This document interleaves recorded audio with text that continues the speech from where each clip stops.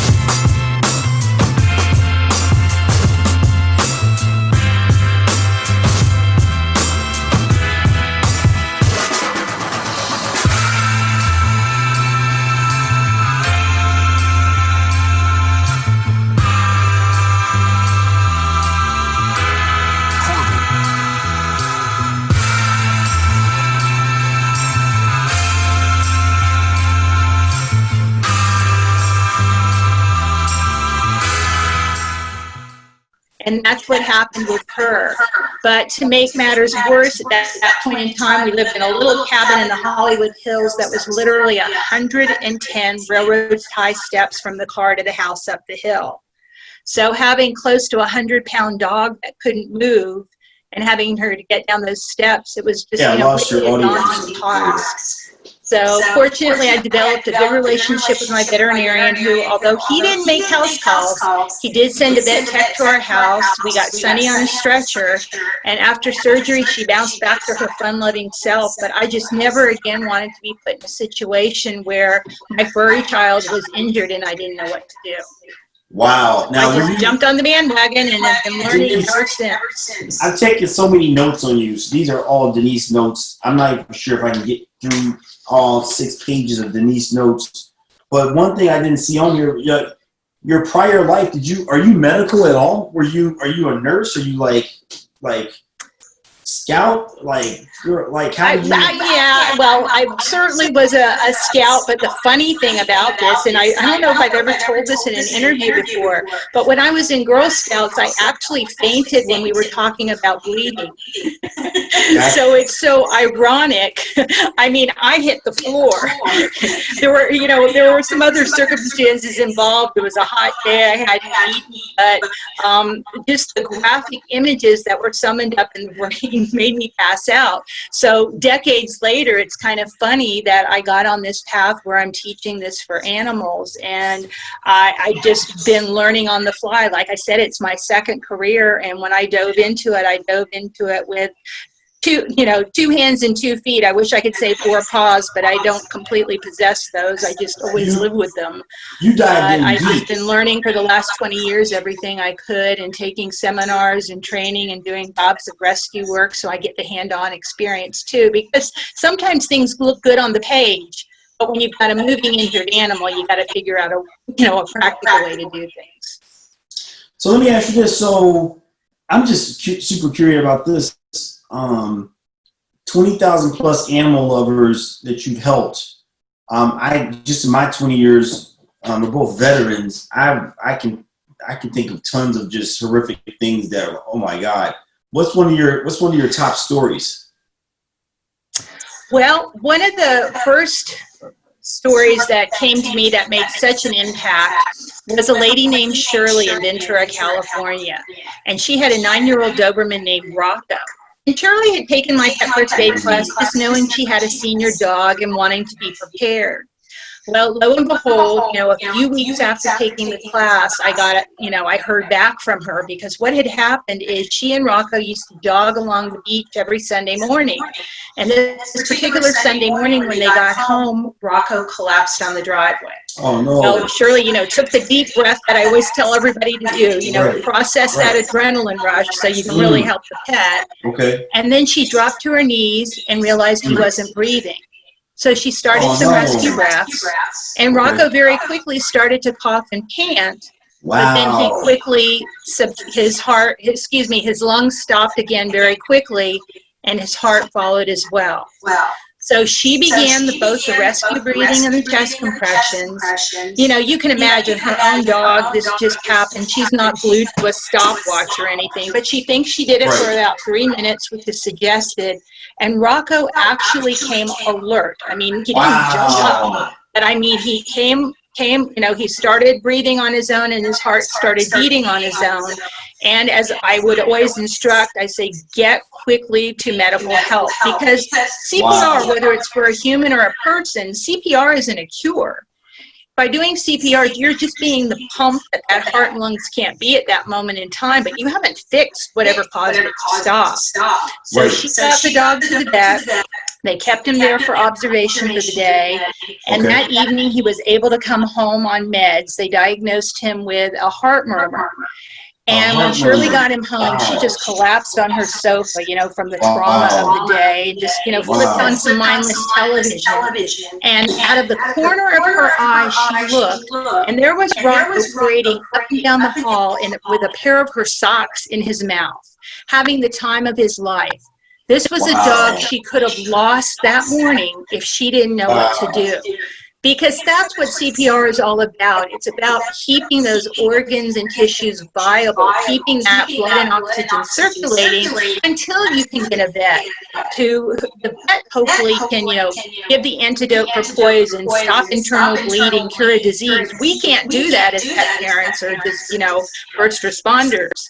But if we can keep that animal breathing, even, artificially with our help and their heart pumping, then those veterinarians who have gone through all of this schooling have a chance to put their expertise to use.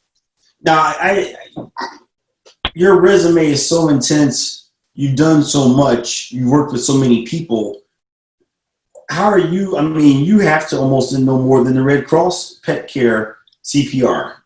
So how do you feel about what they're doing versus what you're doing? Because obviously you're not taking their class. You have your own thing going on. I do. I mean, I always, especially in my earlier years, I took courses from a lot of places, from the Humane Society, from American Humane, from a lot of veterinarians. And I'm really actually thrilled now that a lot of veterinarians have asked me to speak alongside of them, and actually to even train some of their office staff in some basic things like, we're talking about all these life-saving things, but one of the things I spend a lot of emphasis on is teaching the head-to-tail checkup. It's something you can do with your dog every week. And it's a way to find a problem early when it's small. Right. And, you know, that's, you know, a really important thing that everybody can even do today without, you know, reading anything more, without taking a class. I mean, there's certainly a lot of things I can teach you to look for, but if you just sit down and have some good bonding time with your dog when you're in a good mood, not when you've just gotten off that phone call that aggravated you, but when you're in a good mood, and really just feel him to head to toe, get familiar with his body so that you can find a lump early, so that you can find a tick, you can Yes. find a foxtail, or, you know, anything that isn't quite Wow. right, and then seek attention. That is such an important thing. But yes, to answer your question, obviously, you know, courses vary from, you know, different companies, but I just, you know, really try to make sure that my students get as much as I know out of it, and without keeping them for 10 days, you know, in a class. But, you know, I have different levels of classes where they can get even more skills. But, you know, I think it's great for students to at least get very basic skills. And I really do try to keep up with the American Veterinary Medical Association and others so that whatever I'm teaching is the latest protocol. CPR, for instance, changed in the last 3 or 4 years. And maybe I shouldn't say changed, it was enhanced. So you just always want to make sure when you take a class that whoever's teaching it is giving you the latest information, because like in any field, there are improvements, and you want to make sure you're on the cutting edge for your canine best pal.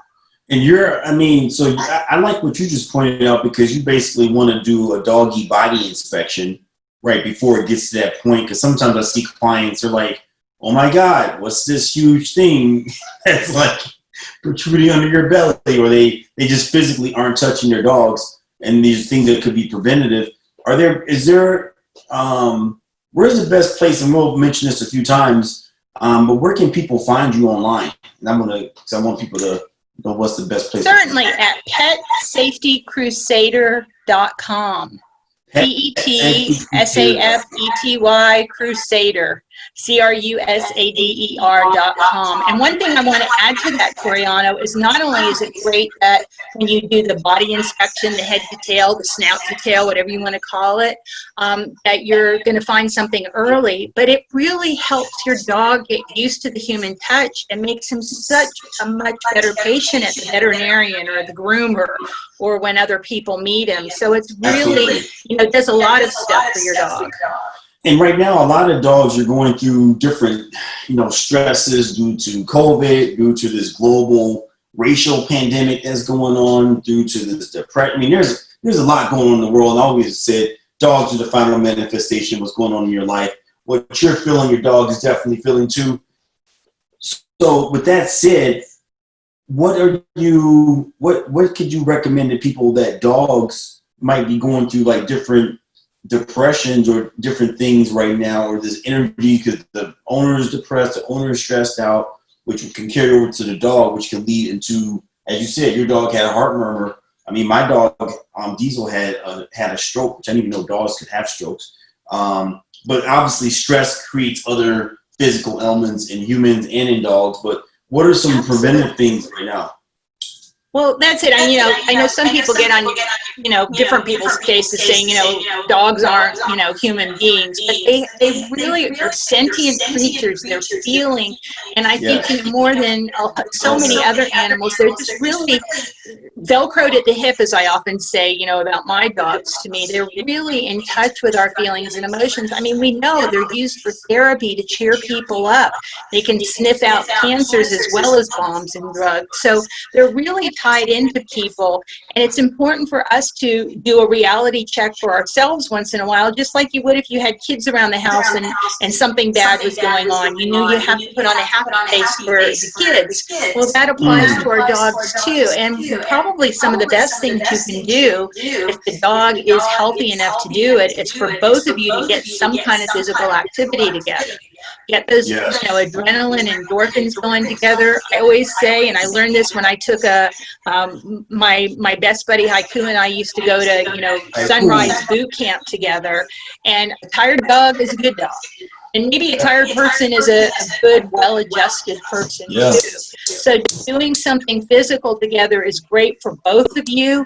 And it really can put, getting out in fresh air away from people, can be really an uplifter as well. But it's important to tune in. I mean, I see pets Now it was wonderful. A lot of people were fostering pets, or they were having more time at home with their dogs. And now some of them may be heading back to work. So, if you don't have family members that are still home, I say really seek out a professional pet sitter. And I do put that word professional in front, because you want somebody who knows what to do if something wrong happens. There's nothing wrong with the kid down the street, but if there's an emergency, if the dog has his paw on that walk, is that kid going to know what to do? So, have somebody come in and walk them during the day or spend time with them. And that to you, you just made me just popped in my head right when you said that kid down the street, because right now people are trying to save a lot of money, and I've heard more than once of people letting the neighbor kid walk the dog. Aside from something can go wrong just as far as obedience wise, but the dog, like you said, a porcupine can pop out of somewhere. The dog can be injured. There's so many different possibilities, but how old, then with that said, how old do you have to be in order to take your classes? Well, I have had children, maybe I should call them preteens, 12-year-olds do rather well on up, obviously. But I do actually have a special recorded webinar just for kids. Nice. So that they can learn a lot of the basics. I've got a book, Pet First Aid for Kids, and sure, a lot of it does say go get a parent or go get an adult, but it does give them enough skills to empower them, and at least to be on the lookout for certain things, and maybe walk their parents even through some of the tips and techniques. I love that. So, it's just a matter of, the only reason I haven't really had anybody younger than 12 in a full class is, it's usually 4 to 5 hours. It's, a lot of concentration and, paying attention for a while. So if a kid is so inclined at a younger age, I'm all for them, learning. Even the adults, a lot goes in one ear and has to come out the other, so they, refresh often. Because if you don't use it, you lose it, and that's the way it will be with some of these skills. And that day that you do need it, you want to be fresh on them. So can a person join you and you teach them and turn this into a career? Can this be, or is this like strictly like a part-time job for someone? Or can someone say, hey, you know what, I love what you're doing, from the medical industry, I'm from whatever industry, and I want to become certified? Is this a great career option for someone? Oh, I think it's an awesome one, because like I kind of mentioned, I used to be in California, and a couple of years ago we made a cross-country move, and in so doing, my eyes were even opened more. I mean, I kind of always knew it, but about how many communities just don't have access to this training. And granted, I have a lot of recorded webinars on my website that people can, view from home. But the point is, I really want to teach the next generation of first aid instructors and animal caregivers. So yes, I'm doing that regularly, training people in different parts of the country to go off and then, take it to the next level. I'm giving them the basic skills and techniques and giving them teaching tips as well, but wanting them to then take this back to their communities and help them to then take this back to their communities. Is this a true stat? What I'm reading, 9 out of 10 dogs and cats will experience an emergency at some point in time in their lives? It is, and I mean, granted, it might be that reactive feasting, or it could be, a pet that goes unconscious and goes in cardiac arrest. So it can be different levels, but when an emergency happens to your precious dog, it's an emergency. And like I just mentioned before, the first thing I always tell people is, take a deep breath, count to 10, hug a tree, whatever it is you want to do. But when you get in that panic mode, not only are you making your pet panic too, but you typically get what's called an adrenaline dump.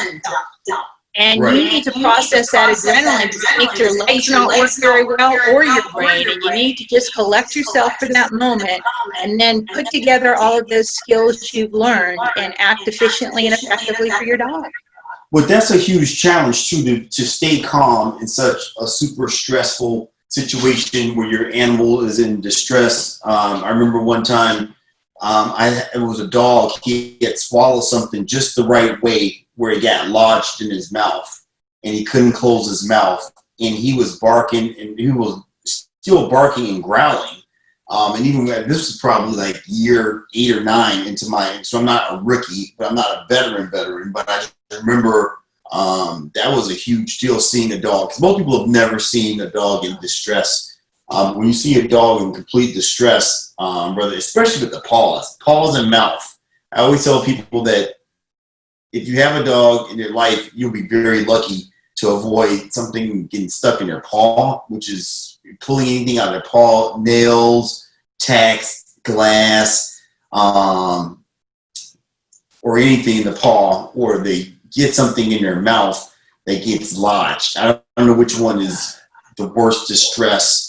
Have you had to do it either or, paws or mouths, like lodging in the mouth or paws? Yeah, I mean, actually both. I've bandaged for a cut paws, and I've done the Heimlich-like maneuver on dogs on many occasions. Actually, that was how I was brought to train Oprah Winfrey's staff.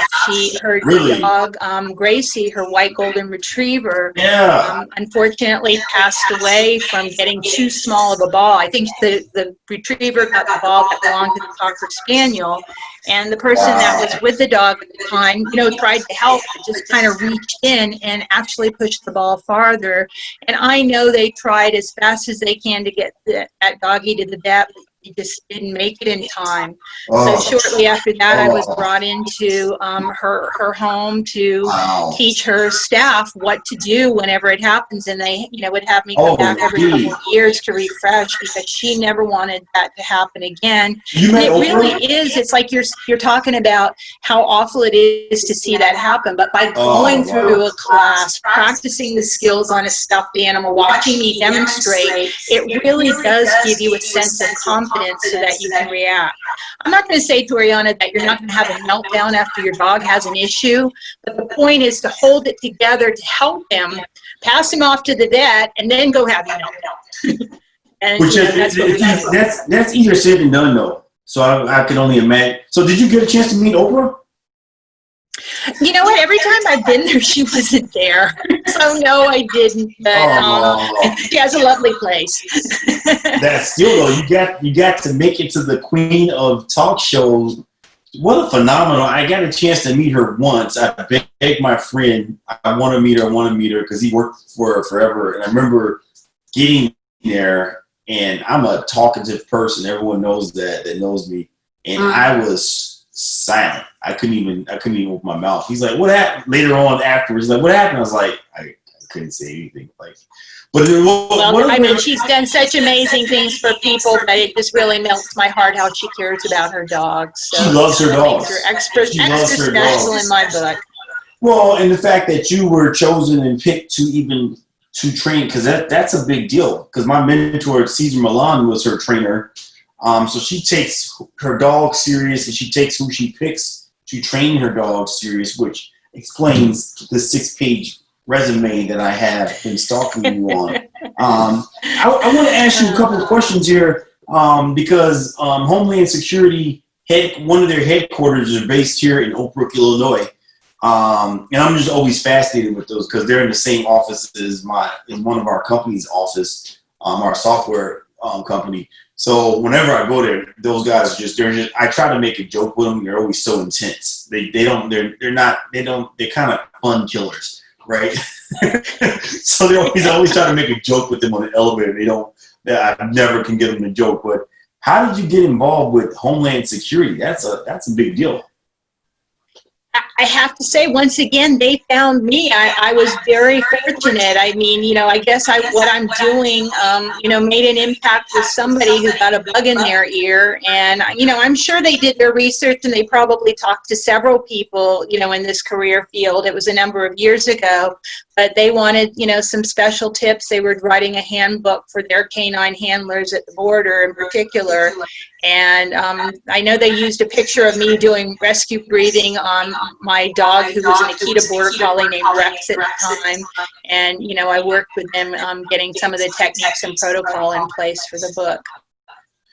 That's a huge deal. I mean, just seeing those guys, clearly, you're a great person and happy and positive person because you made it through two of the toughest security companies in the world, the Winfrey Empire. Boy, I hadn't thought about it that way. You gave me a new perspective for today. And you're the most trusted person in the world. You're touching Oprah's dogs and hanging out with Homeland Security. What more can you ask for? That's a big deal. Oh, So well, you know, it's all about the pets. And my 15-year-old dog just came here to curl at my feet. And, you know, just senior dogs have such a special, you know, part of my heart. They really are so amazing. That's your Akita.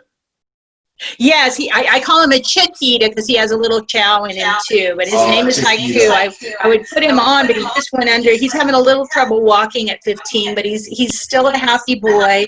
And, you know, each of my dogs has led me to a different path. And my senior dogs have led me to, I think you mentioned that I'm currently the president of the board of the Gray Muzzle Organization.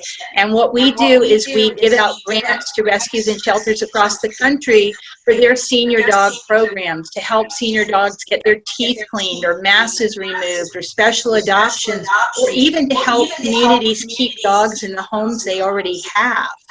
Wow. And I'm just so proud of that because senior dogs are really, you know, the light of my life. Sometimes, you know, we're, as Americans, we're a throwaway society, whether it's older people, older things, pets. And it's just so important that people take a look at older dogs because I always say with an older dog, what you see is what you get.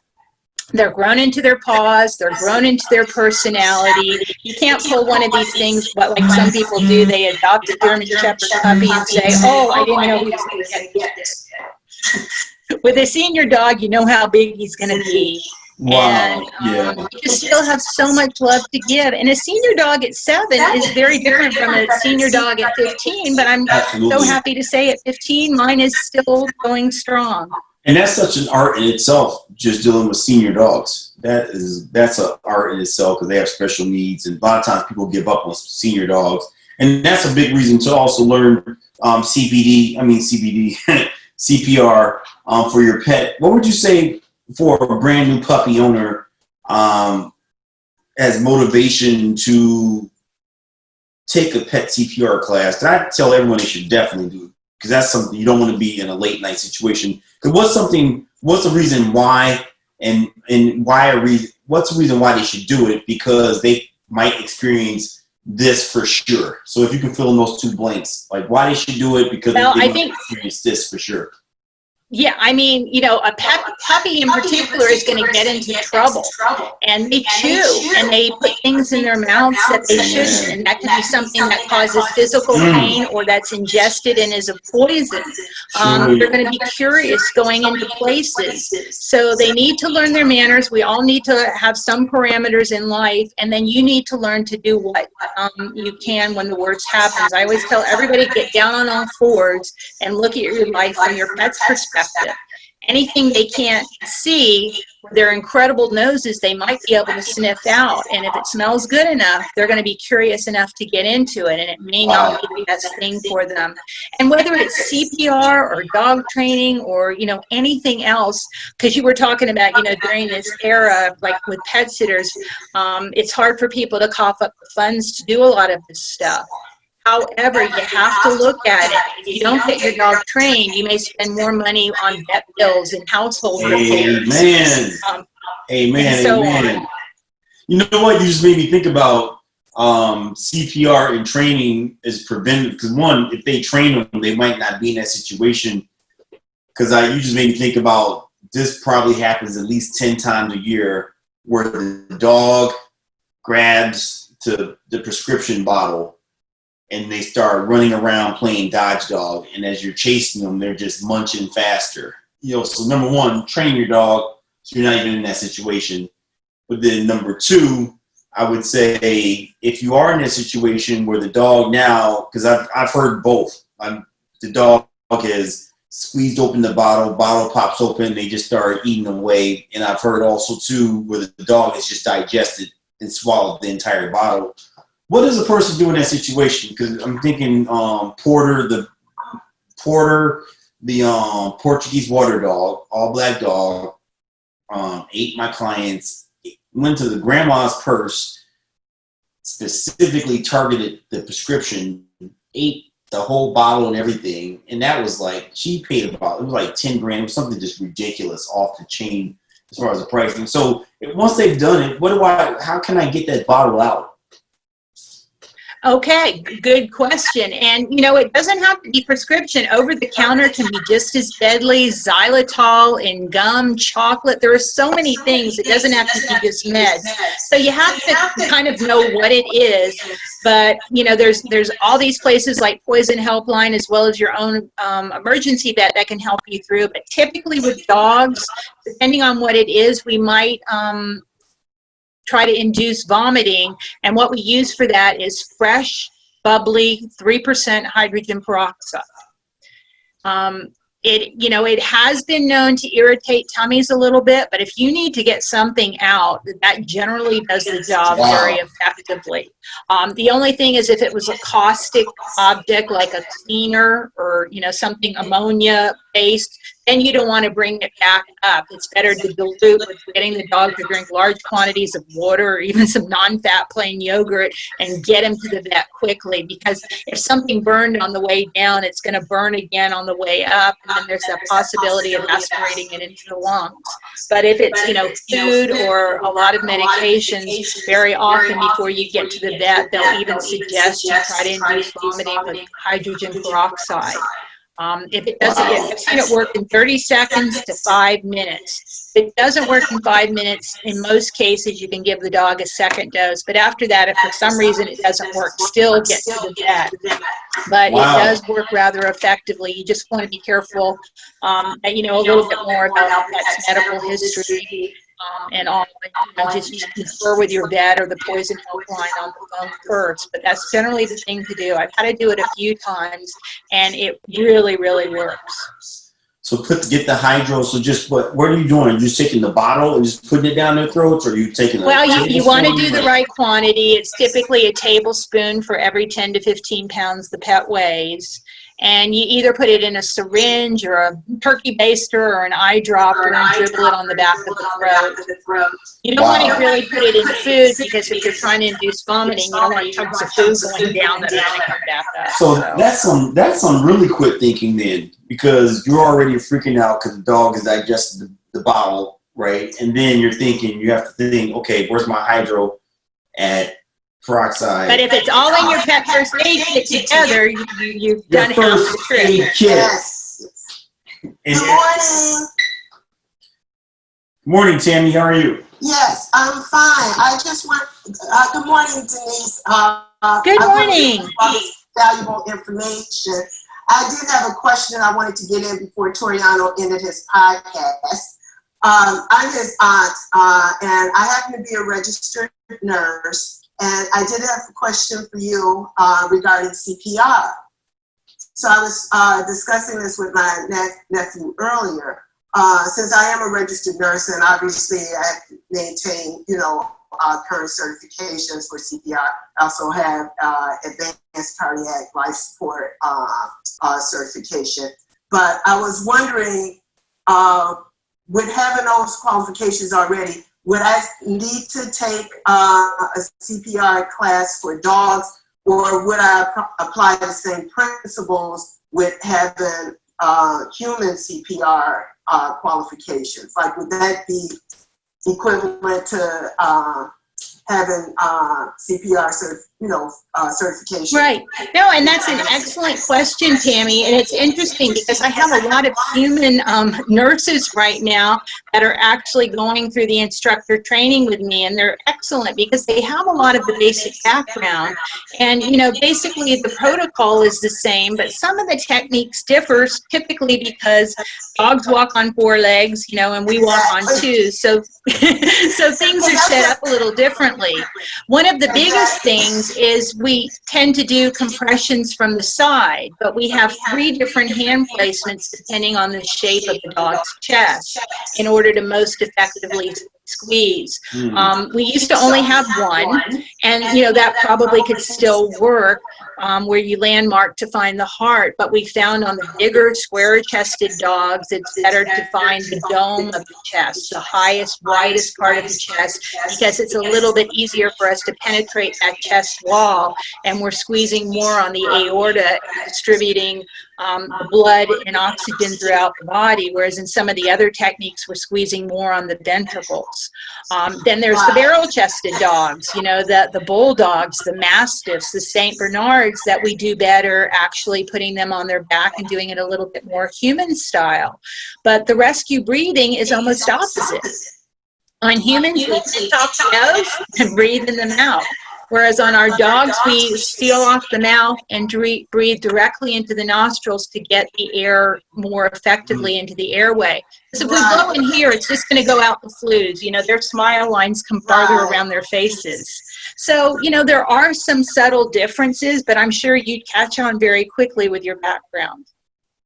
Okay, because that's what I was kind of thinking, that it probably would be some differences, mainly because you're dealing with you know, legged creatures versus, you know, two. Well, yes, and they have much more flexible rib cages, and then, you know, again, they come in a lot different sizes. Of course, though, I mean, I'm sure you know, for babe, infants, and, you know, yeah, exactly. But one of the Yeah, the only thing I was going to add to that is, because this has been a question, and I've been trying to share this with all of my students lately, be it with animals going a lot of places where there might be defibrillators, people often ask me, well, should I try a defibrillator on my dog if he goes into cardiac arrest? And the best information I can give you on that is no at this time, in that typically dogs and also cats do not go into shockable rhythms. They typically go into asystole and pulseless electrical activity.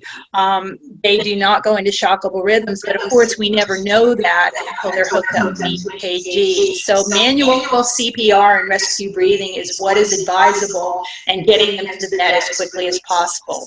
Now, the one story I did relay, the lady actually resuscitated her pet. That doesn't happen that often. Most of my students and people that have done CPR continue those chest compressions all the way to the bed until they can hand the pet off. But, you know, sometimes people are lucky, but even if that doggy gets up, wags his tail, and licks your face, you get to the vet, because CPR is not a cure. It's just a means to keep that blood circulating. And when you stop, it probably will stop in most cases. Okay, Denise, that did lead me to another question regarding CPR, because, you know, like in the past, the typical CPR was always, you know, doing the breathing in addition, you know, to the chest compressions. But because they recognize that a lot of lay people, when they're on the street, they're not willing to breathe into someone else's mouth. So especially not now. Exactly.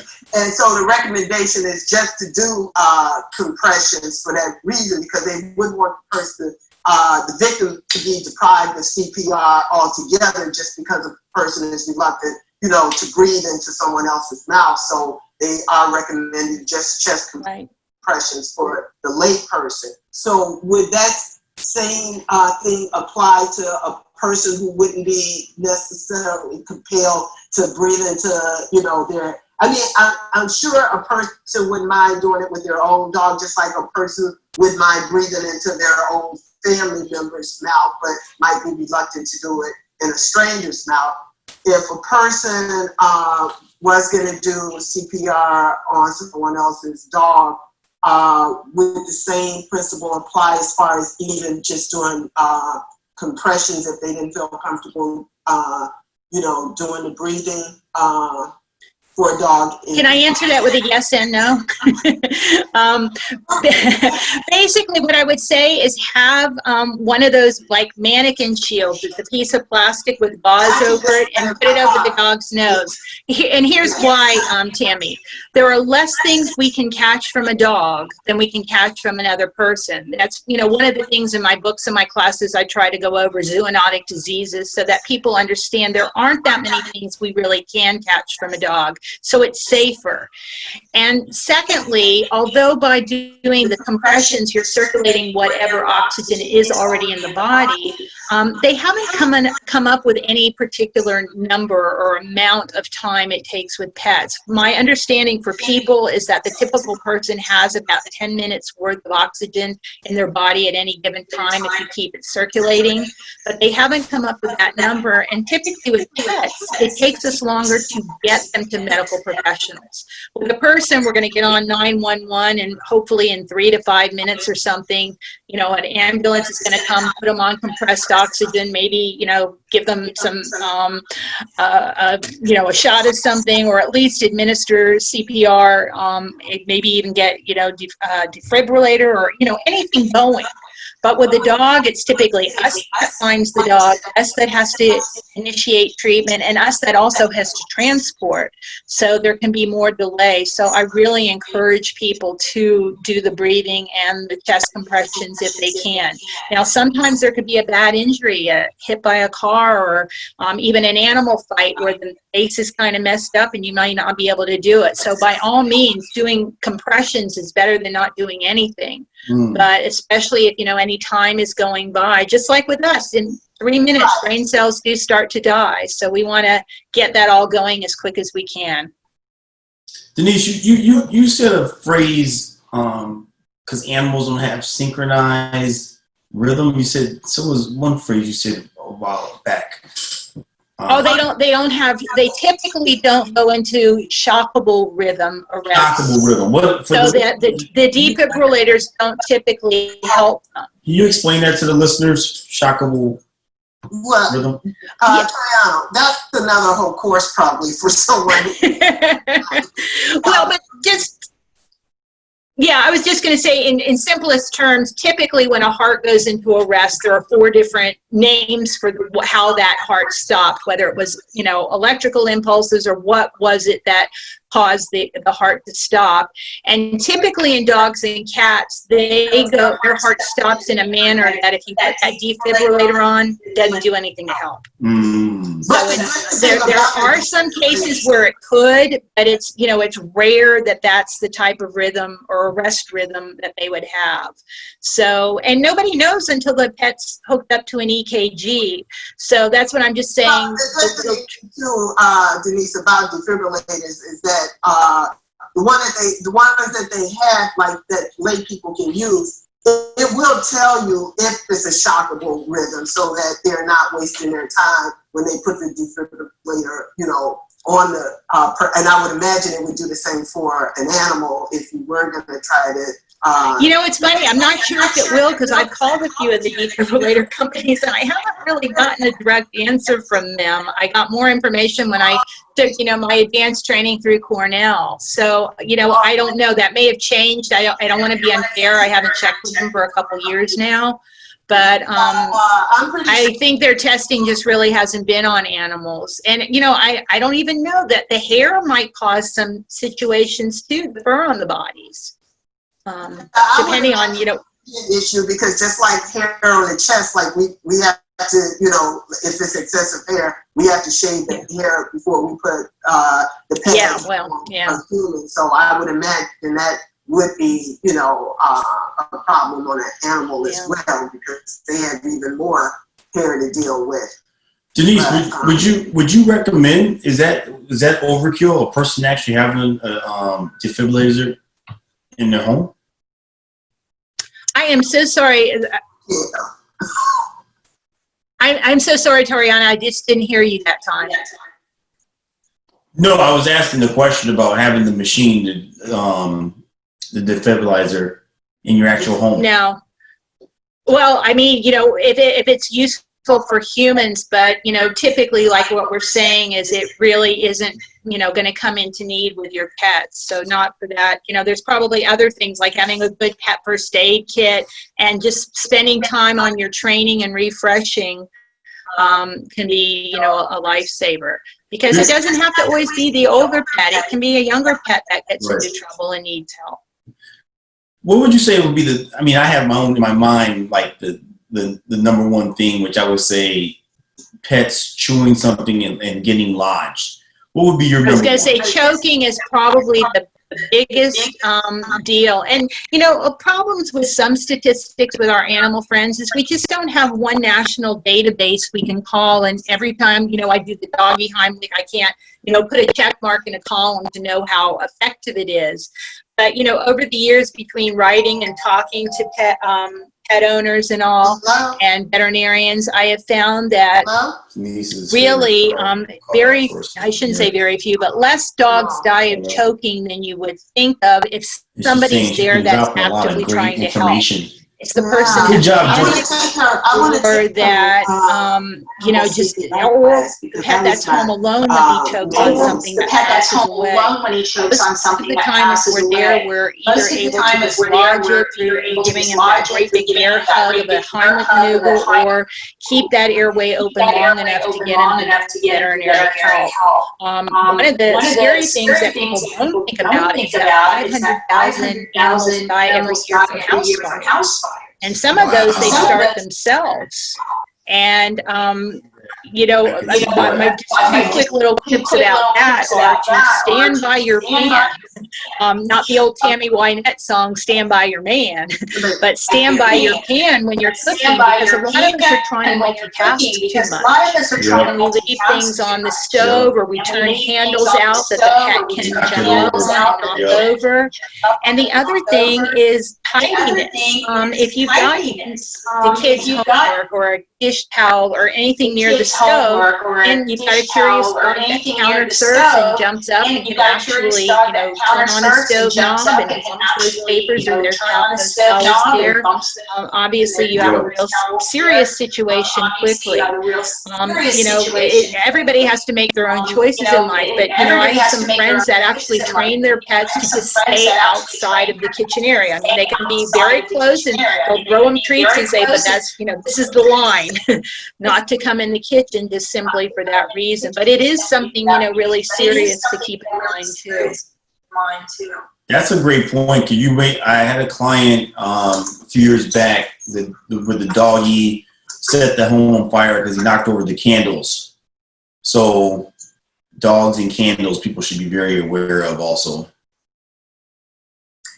Candles and anybody people should be aware of, because that's so easy. People in general can be careless with candles, so it's... Yeah, especially people leave pizza boxes on the stove. Well, especially too with the candles too, because now they have all the scented candles. So if you have a scented candle that smells yummy, you know, for the dog, and the dog is sniffing and they knock over the candle, or another thing too, even if they don't set the house on fire. My client, her dog, she had this huge big candle that the dog knocked over, and the dog had all this candle wax in its fur, which was a huge vet mess for her also. So dogs get into stuff pretty fast. I tell people, I mean, the safest thing I would tell people, until you have a dog that's completely trained, I keep them on a little leash in the house, like how you have the little backpacks that moms have that attach to the little kid and is attached to mom's waist. For the first, my mentor, Ed Frawley, of Liberty Kennel, he said first 3 years of a dog's life, keep them close on a leash. And that seems excessive, but you're talking about an animal that can get involved in a lot of different things, can set the house on fire. One vet bill, the Portuguese water dog, I remember that vet bill for sure was around 10 grand when he was never really properly, it left a lot of neurological damage too, because the medication that he had got a hold of. I mean, dogs can get entangled. Never leave your dog outside on a leash, because I've had dogs that have almost had their own clients have tattered their dog, and the one dog, his back hind leg had been wrapped in the leash. They had a wire, it wasn't even a leash, it was like one of those tie outs. So he was so entangled. On the table. Right. He was so entangled in the cable, right, that it had cut off the circulation. Could almost amputate. Oh, it did amputate, because then the client was, I'll never forget, because the client called me up and said, "Can you come over? My dog's tingling." They're like, "Why are you calling?" That was their first reaction, but the dog was pretty, and the dog was in complete distress too, which a lot of people have never seen their dogs in complete distress. I've seen also too, I tell people, if you're going to use, I don't like wire crates at all. Use airline carriers. because I've seen dogs, and if you are going to use a wire crate, take their leash off, because there's been so many situations where people have come home and the dog has just figured out the right way to get the collar attached to the wire crate and have choked themselves out. And that's a terrible thing too, of seeing a dog in distress when they're caught on something, because you have to go in there and get them off. And even your own pet sometimes can be reactive to biting. Well, and surprisingly, Toriano, I heard a case not too long ago of a little dog, and in this hot weather, he was trying to soak up the air conditioning in his house. And it actually came from floor vents. Some people have the floor vents. Yep. And he was laying on that floor vent, and his tag went down in that vent and got caught. And when he tried to get up, he literally choked himself. A bigger dog might be able to pull that whole vent out of the floor. Yeah. But the little dog choked himself. So, and I don't know why. Although tags are important, you gotta make sure they can't get caught on anything. And when you say air conditioning, just went through my mind of antifreeze too, because antifreeze is sweet to animals. So keep antifreeze. There's so many. Well, people should just read about. Yeah, we always covered that when we talked about cold weather injuries, or it just tastes sweet to them. Wildlife and pets die every year from antifreeze poisoning, and we've been trying for decades to get them to put in a bittering agent. And I think it was in 2013, the manufacturers of antifreeze came up with a voluntary agreement. I'm not sure what that means, that they can or they don't have to put in bittering agent. So, so it's really up to us to make sure that's sealed up, that if there are any drips on the garage floor, that we get them cleaned up, because as little as a teaspoon for a cat or a tablespoon for a dog can be fatal. It doesn't take much. And they may not just lap it up. They may walk through it, and then groom it off and get it in them. They'll drink it fast. It causes acute kidney failure. Denise, before we close, Tammy had a question. So she's interested in your class, or if anyone is interested, how do they move forward?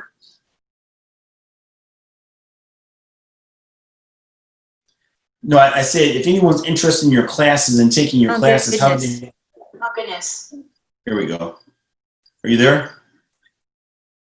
Oh, thank you so much. Well, if you can always email me at petsafetycrusader@gmail.com, but the website petsafetycrusader.com has all of my classes listed, and I have first aid classes for dogs, for cats, for birds, for rabbits. I have senior pet care classes. I have disaster preparedness pet classes,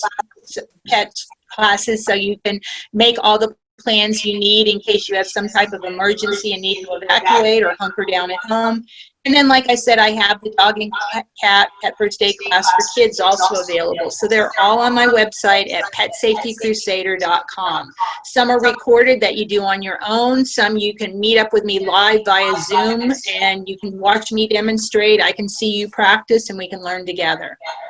And I would say for people just to give you a call and reach out to you, schedule an appointment to do a Zoom, because I can't even get through this hour. We're over an hour, and I'm not even through even half of your resume. You have, I mean this, I've not seen anyone with such a beast of a resume as if you've been doing this your entire life, and this is your second career, and you went in and got a lot of stuff done. So I want to, we always close the show with asking the most serious question ever, putting you on the spot right now. Are you ready for the question? I'm ready. All right. You are our 6th show of our new season, right? And we want to know, will you be the 6th show of our 2nd season, which would be January 6, 2021. Will you help us kick 2021 off properly? I'd be delighted, and I'd really like to kick 2020 away, so I'd love to kick 2021 into full gear. Hey, and that's how we're going to start. I want to bring, because what you're doing is so, I can't even get it out, because when people finally call me, Well, you know what? feels good. Before this, I was a publicist, and there's nothing wrong with making people famous, but it doesn't do a lot for your own ego. But you know, but really helping animals just, you know, heals your heart and nourishes your soul. And you know, I guess I can't really say it's work, because it's you know, a gift of love to be able to help other people help their pets like I've been able to help mine. Well, and two, I would tell people, because our style of training, typically we're not the prevention, we're the cure. They call me when it's all messed up or when the dog has done something. And one of the big reasons why people call me is because the dog ate the rat poison, the dog ate the poison, the dog ate the cake, the dog did something to create this huge vet bill. The dog ate the t-shirt again, the dog ate the whatever, and now they're like, all right, I'm tired of spending money on vet bills and medical. I need to train the dog. So I think too, if people reach out to you. Well, that's it. And sometimes people come to me. Sometimes they've been very, I almost want to say psychic, in that they've come to me weeks before something happens, but I've had more students say, I'm here in your class because my dog just died of bloat, or I just watched my dog choke to death. Or, Oh. you know, he was hit by a car. Or, you know, he was hit by a car and I didn't know what to do. So it's always better to, you know, be prepared and have a plan A and a B, and to be caught unprepared, especially when it's, you know, our precious fur child. And especially during these just complete unprecedented times. I mean, and anything can go on. I mean, whether you're no matter where you are in the country, have a plan for your animal, your furry friend. Tammy, I think you were trying to say something before. You want to say something in closing here? Oh, no, yeah, I'm definitely going to get in touch with Denise, but I was going to say that, yeah, you don't ever really know when something may come up as an emergency with your dog, because I did experience that with my dog Chance. Probably a little over a year ago, he was eating his dog food and he started choking, which that happens to him occasionally when he eats really quickly. So I didn't pay much attention to it, because he usually can get it up himself, you know, like he'll keep gagging until he, you know, throws up whenever he got caught in his throat. But this particular time, he was gagging and it wasn't coming up, and I could tell he was actually getting weak. And I actually had to do the Heimlich on him, and he spit out the big chunk of dog food that got caught in there. But if I didn't know how to do the Heimlich, he just would have been gone, because there was no way he was getting it out on his own that time. So I just wanted to point out that, yeah, you don't ever really know when an emergency may come up with your dog, just like with, you know, humans. So it's always best. You're so right, Tammy. And one of the first students I had that ever wrote me, you know, a note back afterwards said something just to the effect that there's nothing as rewarding as knowing, you know, you were able to save a little dog's life, and that they gave you the licks and kisses just like they knew and understood that you were there to help. And it was for a choking incident, you know, the same thing. So that is really common. Pets scarf food. And yes, sometimes they can, you know, pop it up, but other times they can't. So it's good to know the Heimlich with your abdominal thrusts, and then we also go into chest thrusts, which are really pressing on the lungs in case, you know, the other one isn't working, but the abdominal thrust really, you know, typically does the job. So I'm glad you have a happy ending. Yay. Cool. Well, Thank you so much, Denise, for all your... Oh, it was my pleasure. It was a joy to talk with both of you. And I just, you know, anytime I can talk dog, young dog, old dog, middle dog, happy dog. That's what it's all about. Yes. Denise, I want to thank you. You got me pumped up, because this is such a big deal. I can't overemphasize how big of a deal pet medical safety is a big deal. And as you said, every year so many pets die. But go out there, find Denise, go to her website. Tell us your website one more time again. PetSafetyCrusader.com. Yay. And we're going to bring Denise back again before January. But for sure, a big, huge debut show is going to be January 6, 2021. I'm your host, Toriano Sanzoni, the Wolfkeeper, broadcasting live from Wolfkeeper University. My Aunt Tammy coming in as a co-host for Chanel Nell, wherever you are. Tyrone Scott out there rocking with the dogs somewhere. Rejoice. And to Dana, the beast who put together this entire show. Thank you so much for all your love. Go out, love your dog. And remember, there's only one alpha, and that's you. Peace and love. Okay, thank you. Thank you. Ciao. Thank you.